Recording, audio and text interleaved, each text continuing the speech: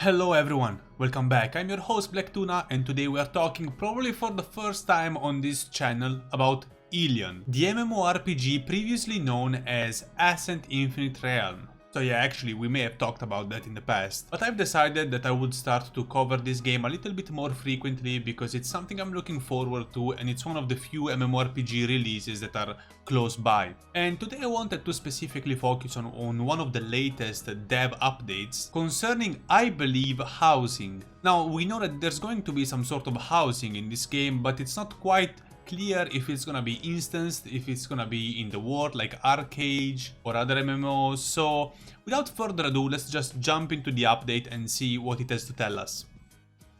Just so you know, the people making this game are the same people that brought us Tera, so that's why I have high hopes. I spent a lot of time playing Tera in the old days, and I'm still hopeful for this game. I haven't played the beta, but from what I could gather from other content creators, there were some, ups and downs, mostly downs. But anyway, let's put that aside. So this is the Korean website, and I've translated it with Google, so mind the errors, I believe. Alright, so from the beginning we can see that this update will focus on housing, as I previously mentioned, and life skills. So in your house you can do various activities, so you can craft and do production of items. After reaching the base of each faction around level 33, you can get the most basic general house by completing the, one of the quests. So I guess you get a template house, like a default one. You cannot customize it maybe, I don't know. Alright, it still doesn't explain if it's some sort of instanced place, but I'm guessing it is, because you can move your house, so I don't think you will be able to do that in the open world. Maybe in your instanced hub, you can move it whenever you want. So yeah, okay, so you can decorate. There's a certain amount of limitations, a certain amount of assets that you can put in your house. I guess there's some outside decoration and inside furniture maybe, and these are colors probably. So you can decorate, okay, inside the house, exterior walls, roof, and even decorate the garden, which is pretty cool. I think you're gonna have to do some farming in the end over there. So you can also create furniture with the furniture making table. That's interesting. You don't even have to buy them. And of course, the created items are also valuable for the outside, the exteriors, the exterior, the workshop, and so on. Alright, seems like quite interesting. You can even put trees as far as decorations go, so you can make your habitat, your house, look very, natural, immersed in the nature. But you also have some street lamps, benches, and all that kind of good stuff. You can sit on a bench and you can recover health quickly. And same thing, you can recover activity, which I think maybe is the sort of currency that you have to use to maybe interact with, to gather materials, and so on and so forth. Now the question is, how much valuable it is to take your time to go to your house and recover HP on a bench. I mean, unless you can directly jump into your house from wherever you are, I don't know how valuable that's gonna be.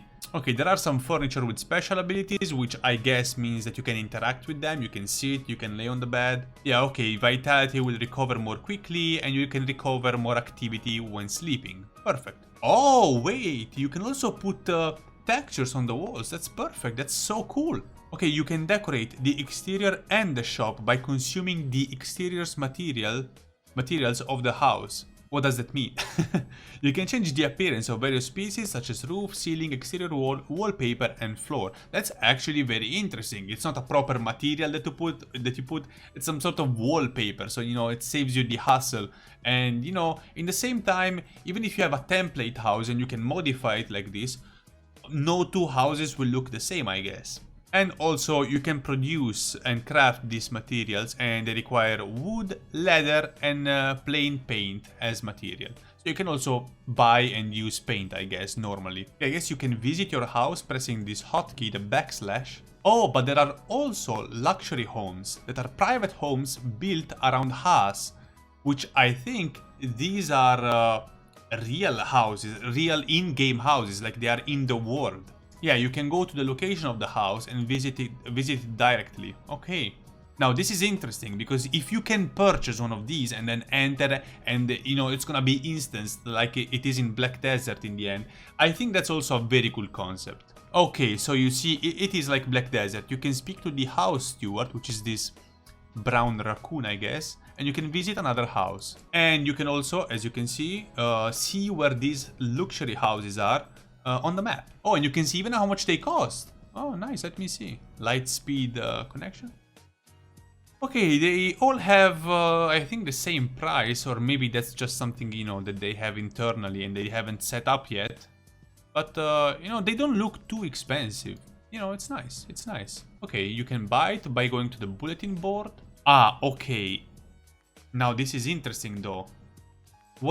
Before I read that it says that you can speak to the house steward to visit another house.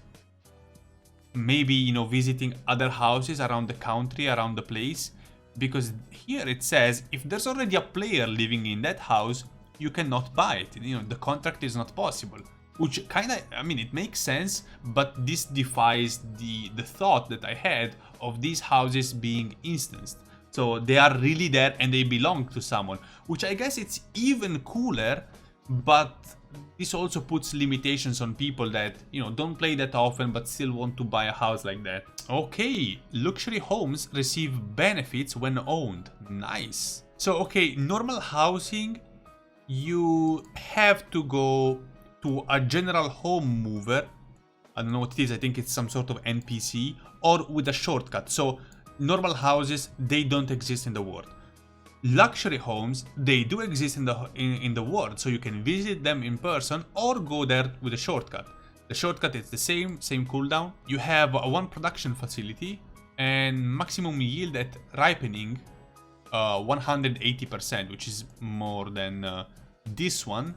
I guess it's a benefit having it higher. I'm not sure what this is. Maximum yield at ripening, I don't know. Oh, and people can come to your house directly, like you visit your house directly with a luxury home. This is super cool. You like invite your people, you can role play, you can have all a tea together at the table on the yard, in the front yard. This is only a one-story house, and luxury homes can be two-story houses. Wait, two single-story houses or two two-story houses. Okay, that's interesting. Maybe you can share a place with someone. That would be nice. And you can put a merchant in your house, and fees can be obtained from users. Nice. So you can also get some return. You know, you do pay extra for this house, but in the end, people that go to that merchant near your house and do deals with him, you know, part of that money comes to you, which is super interesting. See, hunting or gathering in an area that owns luxury homes offers special benefits. If you can afford it, it's a good idea to buy a luxury home. They also tell you 10% XP increase. It's not much, but I think it adds up. And the resource used to gather things is reduced by 33%, which is super helpful. I think this is way better than only a mere 10% XP increase. Because even, for example, if you get a house in a low level area, you know, you're not gonna get the benefit of that 10% for a long time, because you're gonna soon outscale and out-level the area itself, and killing monsters over there, it's not gonna be as helpful. While instead, I mean, they're the same thing, so while gathering benefits, they're permanent. You're always gonna need to go back and get earlier materials that you can still sell for a good price, I believe. Okay, housing upgrades. Housing and facilities are upgradable. Nice, and you get better effects when upgraded. Okay, you can upgrade the storage probably over here, I'm seeing. You can upgrade plants maybe to give you more benefits. Maybe the house is gonna be bigger, you can put more stuff, more assets in it.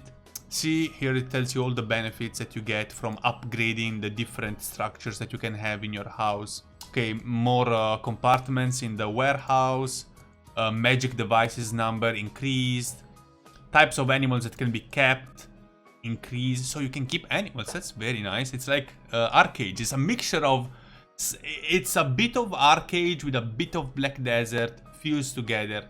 Well, actually, not really too much Black Desert, but okay, you get what I'm saying. But I think we are done with the housing, so let's move on to the live content. Let's see what this is about. You can collect materials through collecting and make various items from the collected materials. So far, I have to say anyway that the translation is doing God's work. It's working perfectly. I can understand what they're saying. Okay, you can find a variety of ore veins, vegetations, trees and goats. And also there are 5 types of gathering. There's logging, mining, herbal gathering, catching, and fishing. I think catching is some sort of you know, you catch farm animals that you can put in your house. So this is like arcade, you know, the points that you use to gather resources. I'm not really a fan of this because, you know, it limits the amount of time that you can play, and, you know, it doesn't really go above, like, if you reach the maximum and you are offline, or even if you are online and you're not gathering, you're kind of wasting those points. So I'm not really a huge fan of this system, but this is how it works. So this active power is stored 5, it gives you 5 of active power every 10 minutes while you're connected, and 1 every 10 minutes when you're not connected. So yeah, it's basically exactly like arcade. And you consume this resource while gathering, and it takes about 5 seconds to do 1 gathering, but there are mini games, which is interesting and I like it, to make gathering faster. You see, if you hit the right button at the right moment, it's gonna last way less. And if you mouse over the collected items, you can see where they are used. Perfect. Oh, look at this. You can find special items to collect in conflict areas, I believe where PvP is active. Like, for example, if you catch this flower, you can get mana powder when collecting it. With mana powder, you can craft mana crystals, which are a precious resource used for various enhancements on the alchemy shelf. Nice. This is a very good detail. So if you want the good stuff, you're gonna have to bust your ass. Oh, fishing is different. It can be conducted on the active fishing grounds, waterfront, and beach. And you have to run the mini game. Okay, so you have to press the spacebar. If there's no action for 3 minutes, even after the mouth is wet, I mean, even after the fish has caught the bait, the fish will go fishing automatically. What does that mean? The fish will go fishing automatically. So if you don't press anything, I guess you go into automatic fishing, which is slower, I believe. Okay, you obtain the raw fish and then you process it, and it makes the fish that you can cook. And while doing these actions, you gain proficiency. If your proficiency is full, you can upgrade by tapping the Gathering Proficiency tab. And you're gonna have to pay some gold, but after upgrading, you can choose one of the following areas to gain expertise. So if you want to specialize in something, you can, you know, pick and choose. I'm wondering, can you go back? Like, if I don't like, if I upgrade something, can I go back and upgrade something else? That's a very good question. And when you upgrade, you know, when you gain, when you go to the next level, you can gain additional materials in rare cases.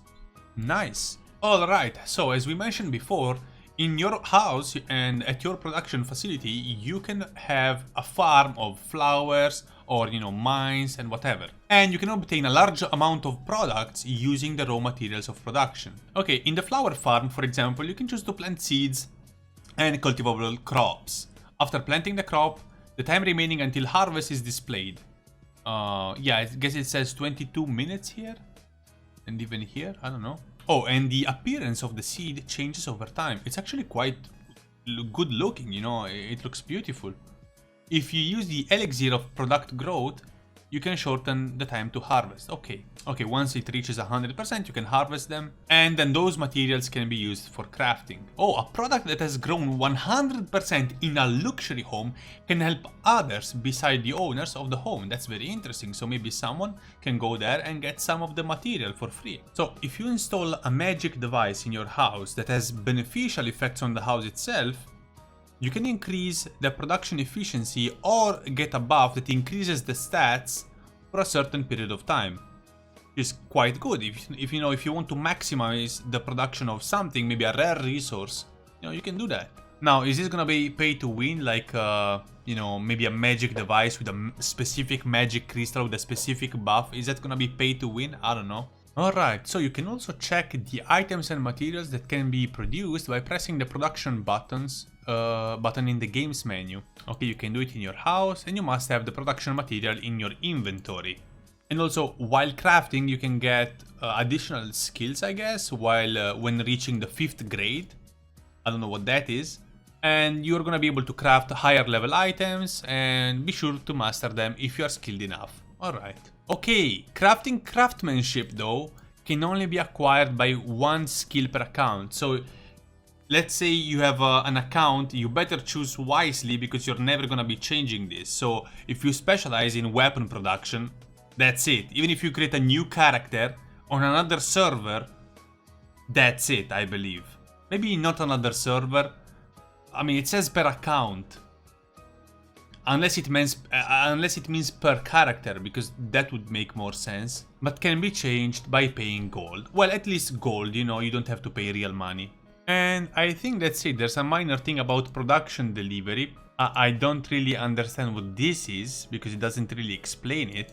But apart from this, I think it's a quite substantial update, and it explains in detail what we are going to be seeing in the housing and crafting and gathering department.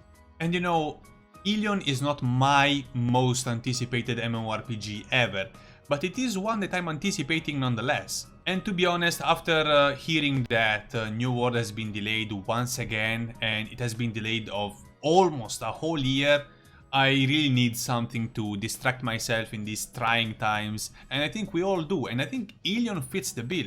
If they manage to nail the action combat and they manage to do something on the lines of Tera, I mean Tera, guys, Tera even in 2020 has one of the best action RPG combat systems in an MMO ever seen. So if they manage to do something even close to that, I will be happy. Very, very happy and satisfied. And now, knowing that they are taking the very good elements from Arcade as far as the housing goes, although they're also taking some of the bad elements as far as the gathering resource goes, you know, I'm still hopeful. You know, I'm eager to see what they're doing with this game, and I want to see more of the gameplay. Now, there's plenty of gameplay videos online on YouTube. People have been streaming this game in the beta, in the closed beta, open beta, whatever that was, and I think it's looking good, and I want to put my hands on it. Now, when will this game reach the West?